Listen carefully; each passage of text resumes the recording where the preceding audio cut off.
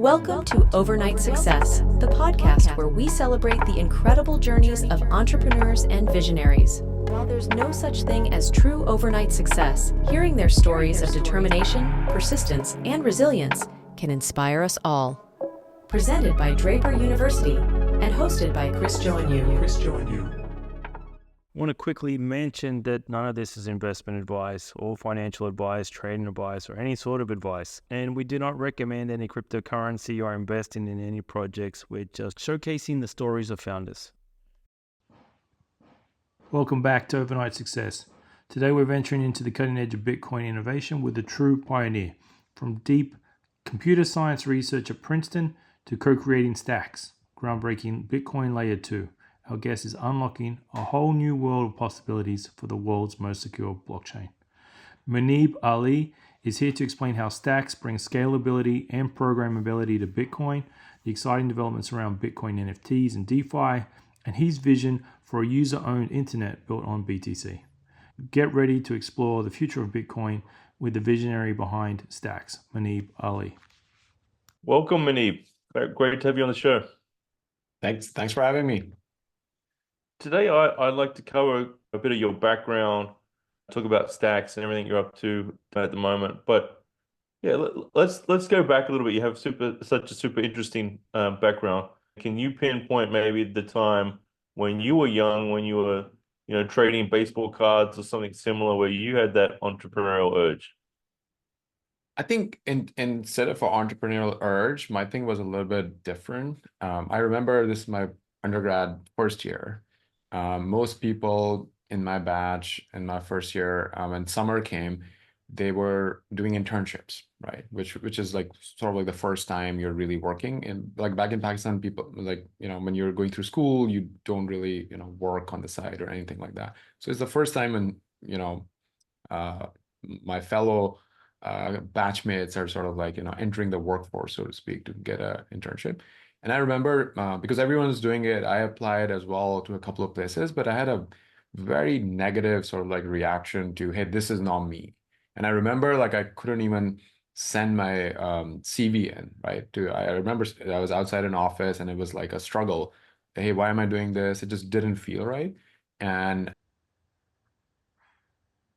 Welcome back to Overnight Success. Today we're venturing into the cutting edge of Bitcoin innovation with a true pioneer. From deep computer science research at Princeton to co-creating stacks, groundbreaking Bitcoin Layer 2, our guest is unlocking a whole new world of possibilities for the world's most secure blockchain.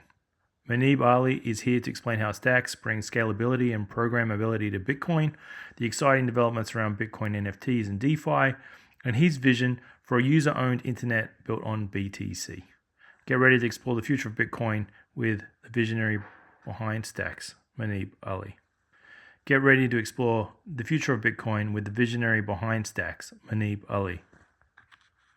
I ended up not doing an internship and I was just building stuff myself just for my own learning that summer. And that experience was sort of interesting, like where I started sort of like feeling that there's something different about what I want compared to everybody else. I just couldn't work for somebody. Got it. So that was the rebelliousness coming out, and was there any pressure from mom and dad, like to go take a certain path? Yeah, I think the pressure was a little bit like, I think they sort of trusted me, but obviously the path I was taking was very different. Like, I refused to have an internship. I'm just building something myself. And when people would ask why you're doing it, I'm like, I'm doing it because it's fun, right? Like I'm learning programming, these new languages by building this thing that I'm doing over the summer. And then next summer came and I was like, hey, I just want to hang back at the university and I'm interested in this research project and I'll convince this professor to let me do it. And one way to convince people is like, hey, I'll do it for free, right? So my parents were always like, hey, you're doing interesting things, but there's never any money involved, right? Like you're sort of like this unpaid person just doing stuff. So I think that they started questioning after a while that, are you ever going to like get a real job? And my answer was always like, hey, what I'm doing is actually much more interesting. And impactful, and I'll tell them about the impact of it. So I think it sort of like gave me a lot of freedom. But there was always this background question that, okay, when are you going to get a real job? And I think that just never happened. Like I started a company, and I think at some point when they started seeing that other people's were getting real job at our startup, then they were like, okay, this seems real enough to There's them. something. There's going to be something. And then, we got to give Draper University here a quick plug while he's saying that, because I think, we do see a lot of technical founders, come through the building with a very similar story, right? I mean, not maybe the end of it's not as good, right? And they haven't been as successful, but like they're not so much thinking about the commercial side of things. Was that thing that you developed as you went along, or how do you start to think about, like, obviously, as you're saying that, you're talking about where's the money going to come from, but how do you start to teach yourself business side of things? Yeah, I think that experience actually happened to me in grad school, right? So I channeled this energy that I had about love for computer science and cutting edge research, mostly towards academia, because I was like, hey, I can work on cutting edge computer science research things, and that's where all the intelligent people are, and I want to be with them. And I think this was my experience through grad school at Princeton, and I loved the department. I love the professors there. I think they're extremely smart, one of the best places to be in this world. I'm very, very grateful for it. But I think one of the things, again, that I realized was I was just more interested in things that can be commercialized. Like that's just the flavor of research that I liked more.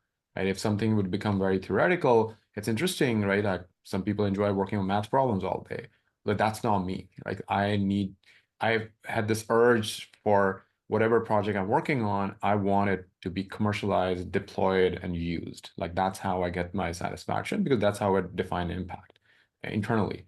So I think that's where I started. I wouldn't say like started learning the business side of it, but started getting interested in the type of technologies that can very immediately be commercialized. Right. Like it's not like you're working on, I don't know, quantum computing or something, and you have to wait like the next 5 years or 10 years before it ever can be deployed. So that became a very big filter for me during my grad school, and that led me to startups. Right. Like it was again, I think there's another side of it as well. Like I don't think I'm interested in startups for the sake of startups.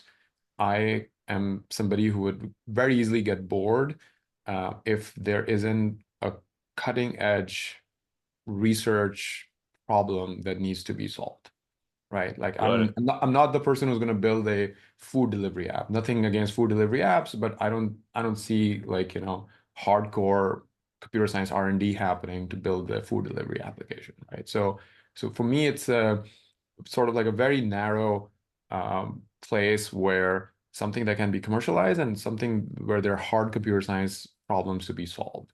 And I think that's sort of like the ideal place for me to operate. Which you're still doing to this day, right? And then so was another question I asked my guests, given the Web3 nature of the podcast, is that was that aha moment in blockchain? Now, if I'm skipping ahead though, I'd love to hear some of the other startups you got involved in, or started before you know um crypto land. But yeah, mate, either or. Yeah, No, I think the aha moment, I would say, and Bitcoin was really the first thing I jumped into. Like there were some small experiments I did before, but they're not not that important in the grand scheme of things. So with Bitcoin, it was like, super interesting technology. This peer-to-peer network solves a fundamental problem that people earlier thought is not solvable, like, the Byzantine generals problem, and having this global state really in a peer-to-peer network, which we never had before. And I've done research work on peer-to-peer networks before. So I think I saw the value that, hey, look, there's a new type of a decentralized system now that has like global state, and this system has like new types of properties. And I think the aha moment was that Bitcoin is not going to be the only sort of like application of it, right? The people are going to build other types of applications on top. And I think that was, we were one of the early ones to sort of have that aha moment. Like I even remember there are some old presentations I have, and the title is something like, non-financial applications of blockchains, right? And it turns out that NFTs and, like all these like social networks being decentralized social networks, like we were talking about all these things, like I think before a lot of other people. And that was sort of like an early aha moment we had, that this is much bigger than just payments and just Bitcoin. And so how do you like, and I've been in this industry for a while, and I'm still quite, it's always like something new to try and get my head around. How do you tack on? Well, so was Stacks the first project? Where to kind of let's just start that journey. So what do you start building where you're like, um, when things start working for you? Yeah, so I think me and my co-founder, we met at Princeton, and so we were basically hacking on like random startup ideas when we discovered Bitcoin, and then we started building on Bitcoin. And I think the main thing that we built that got some use was the people are familiar with ENS, right? The .eth names you see on Twitter. So we actually built BNS, the Bitcoin name system, directly on the Bitcoin L1. And it got a fair amount of traction. I think it has like, the .btc namespace has 250,000 active names today. Um, and early on, we were at one point doing like 40-50% of all Bitcoin traffic on some days, right? Like Wow. core devs were yelling at us that this is spam on the network. So that was like one of the early things we built, and we had a very first-hand experience of, how of scalability issues on Bitcoin, and how Bitcoin is not very programmable on the L1. And I think that experience actually led to the Stacks project, which started in late 2017, right after I finished my PhD thesis. So I took a leave for several years, and then in the summer of 2017, I finished my thesis. And the Stacks project, that's when we did the fundraise, late 2017. And the idea was really that, Bitcoin is not going to scale on the L1, and we need L2s, not just for scalability, but for programmability as well. So Bitcoin is very simple, very secure, very durable at L1, and we can have much more programmable L2s. And that's where Stacks came in. And I think we were in some ways like very early to the idea of Bitcoin L2s. In many ways, the industry is just catching up to it, like this year and last year. Yeah. But we felt the need, I think, because we were also in a unique position that we were actually trying to build on Bitcoin before anybody else was. So we felt the pain points way back, sort of like predicted that scalability and programmability for Bitcoin is going to be a big thing, and went ahead to start the Stacks project. So how do you build on Bitcoin? Yeah. I can't like, so is that, all these kind of transactions or things that are occurring like on the not and then they kind of, you roll up and go, this was into a transaction, and then put on the kind of the main net. I'm not I'm trying to Yeah. get my head around how that works, and excuse how dumb that question is, but No, I'm no, guessing that I think it's a people that have very been valid in. question, and Yeah. I would divide it into two parts, right? Like one is stuff you can do directly on the Bitcoin L1. It's Hmm. limited, but there are things you can do, right? Like for example, there are Ordinals, which are these new types of NFTs.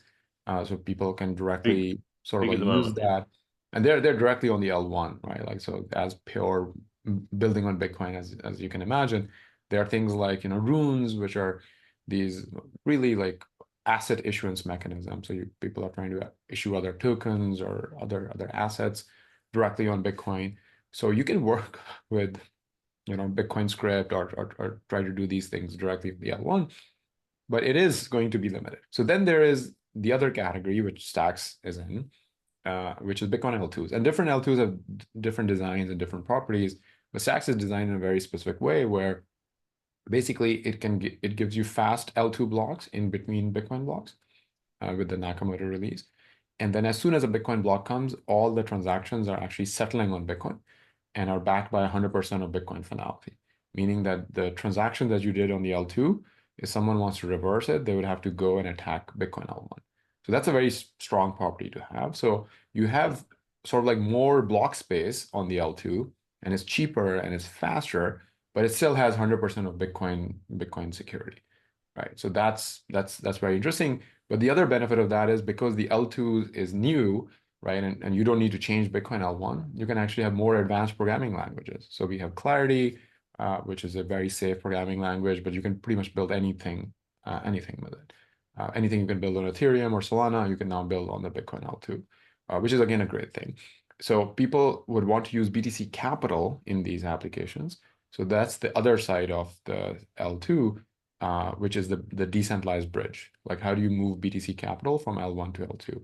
So instead of programming Bitcoin on the L1, you are programming it in the L2, where it's cheaper, it's faster, and it's actually more programmable because you have a full-fledged programming language there instead of the L1. Right. And so this is where like there's a couple ones that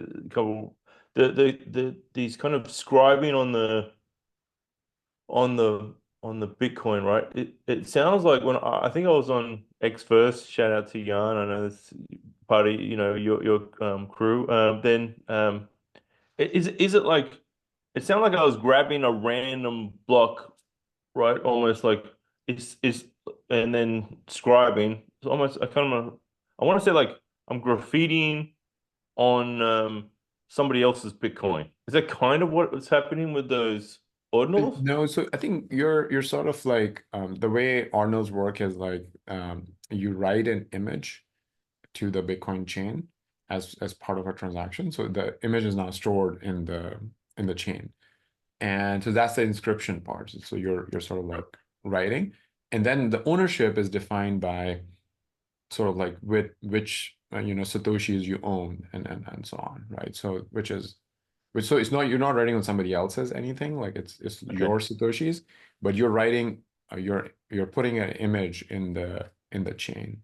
And then it lives there forever, right? Like which was the controversial thing. Like people were like, hey, you're spamming the network. Bitcoin chain wasn't designed to store these images, and now you're doing it. Yeah, but it's also the exciting thing, right? Like what you're doing here is like um innovating in a way that I can now do stuff on Bitcoin, right? Otherwise, it's just kind of sitting there. That's the beauty, right? Like that's how I'm pitching it anyway, right? Is that now I'm able to like, you're talking about, Bitcoin finance and all this kind of stuff that you're doing on Ethereum now can be done on Bitcoin, correct? Yeah. So I think that's correct, and that's the exciting part, right? A lot of builders came in, a lot of capital came in, and the Bitcoin builders community started to become bigger. And so when did you know kind of like can you just walk through the growth of stacks, right? Like and I want to get into trust machines, whatever you want to talk about. So you guys, two Princeton founders, you start building this thing. Do you start pitching VCs or you obviously you had some success here with the naming service. Do you then take it and go, hey, we want to raise some capital and try and make this a thing? How did that kind of evolve? Yeah, so I think building the building BNS definitely helped. So we had a track record of actually building something on Bitcoin that got a bunch of traction. We even built like apps, like front-end apps on top of the BNS thing that got like a bunch of users and so on. So I do think we had a little bit of a track record. So when we pitched the idea of stacks, it was a very sort of like, hey, look, we tried building on Bitcoin. Here are the limitations, and here's a solution that we have. And I think that was a pretty sort of like a compelling sort of a pitch with the credibility of the team. And so we did around $50 million raise in late 2017. And because we knew a bunch of R&D work would be needed, right? Like we are inventing new consensus mechanisms, we are inventing a new programming language. And so there was a ton of work done before our mainnet launch in early 2021. And that was the V1 of Stacks that went live in early 2021. It reached like a $3-4 billion market cap. A ton of developers and users and other companies came. It's a very decentralized ecosystem. There are many sort of like companies in it. And for the last 2 years, now the decentralized ecosystem, including us, has been working on this massive upgrade, which is the Nakamoto release. which is the newer, faster, better version of Stacks that is we're literally in the middle of like that launch right now. So that's sort of been the quick project history. Incredible. And so do you guys is this just a team that's like ship it and then you're back on to the next development? Does it ever stop improving? I don't think so. I think especially if a it's a large open source software project, and now there are many companies that are contributing to it, and everyone has feature requests, and now there's a decentralized process to how we're going to prioritize things in terms of core development. So a lot of focus right now is on fast speed and the decentralized bridge. But after that, there are other things that people want, and depending on how much someone needs something, they can go and build it themselves because it's open source, and they can try to like do pull requests on the project. So I do think as the Bitcoin economy keeps growing, so Bitcoin L2s are still like a small market compared to ETH L2s, right? ETH L2s are like 70, 80 billion. A lot of capital is deployed on ETH L2s, and lots of users are there. So Bitcoin L2s are relatively small right now. So I think if Bitcoin L2s grow a lot, which is what we think will happen because Bitcoin is such a large asset class, developers want to deploy that capital, people want to use that. So obviously, with more demand and more use, people are going to discover new things that they need from the software, right? So I think there's going to be this ongoing process of just keep improving the L2. And I think that's actually a very good fit for Bitcoin because Bitcoin L1 is not going to change that much. And that's a feature. People want Bitcoin to be stable and not change and not be experimental. But you can be much more experimental on the L2, right? Because the demands are very different. L2 is more like a hot wallet, right? Like that's not your cold storage, that's not your life savings, right? Like you keep them on the L1, but this is where experimentation happens, new ideas happen, trading happens, right? Like, so I think that's a very good balance between the L1 and the L2. And keeping Bitcoin, safe and not changing it. Very cool. Yeah, it's obvious, you see the market, even just, having this conversation yesterday with the attention of like, presidential candidates going to Bitcoin conferences and stuff that's pretty nuts. And so I definitely see how the market's, because of you, right? Like giving the ability for developers to develop on Bitcoin, right, is very exciting, and I think so. I'm excited about the future, but I I I did want to talk about, maybe some of the harder times really quickly, right? Because I don't want to just give the highlight reel for the founder that's listening. And this is like, yep, next billion-dollar company, right? Like, so obviously, you've got the downturns in the market plus the scaling of the business itself and launching products um that fall flat or not as planned. I'd love to just hear about like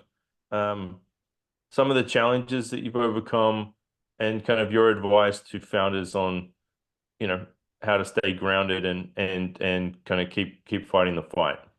Yeah, I think there have been many challenges, right? Like, so if you look at the project, we've been through two down cycles already, right? So we raised capital in 2017, and then there was a massive bear market for 3 years, right? Like morale is down. Everyone thinks this industry is not going to go anywhere.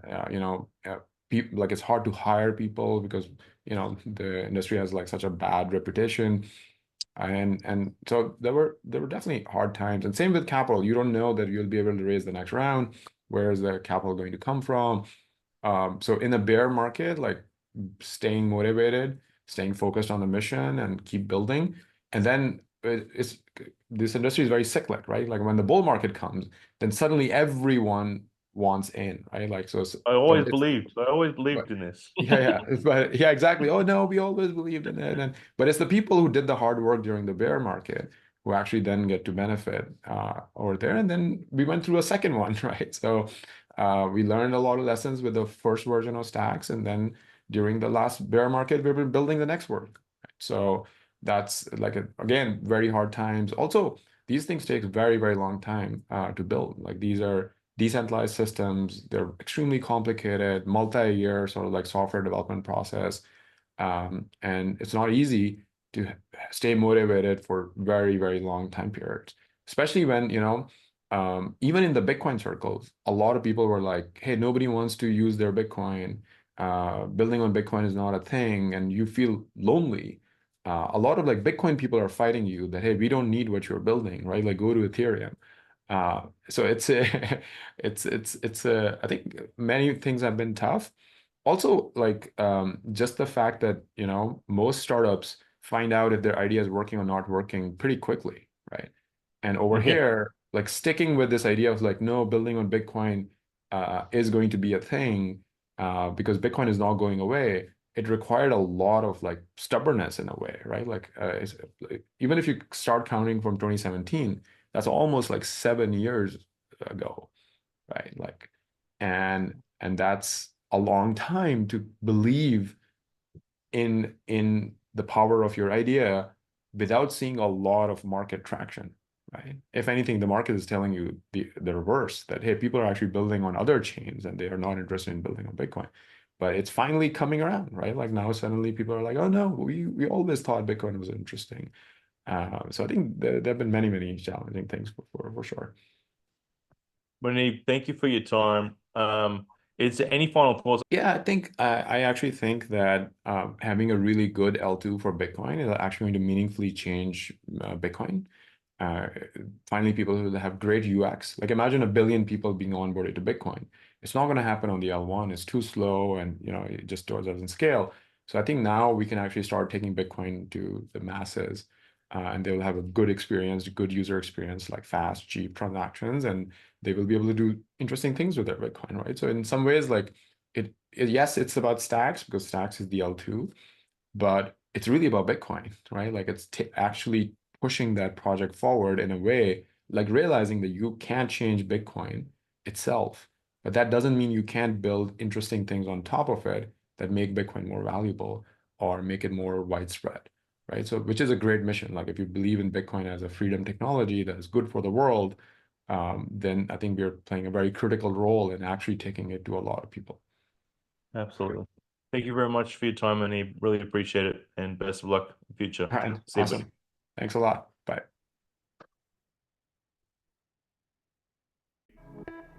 Thank you for listening to Overnight Success. We hope you enjoyed hearing from our guests and learning about their inspiring journeys. If you found this episode helpful, please subscribe and share it with your friends. And remember, with hard work and dedication, anything is possible.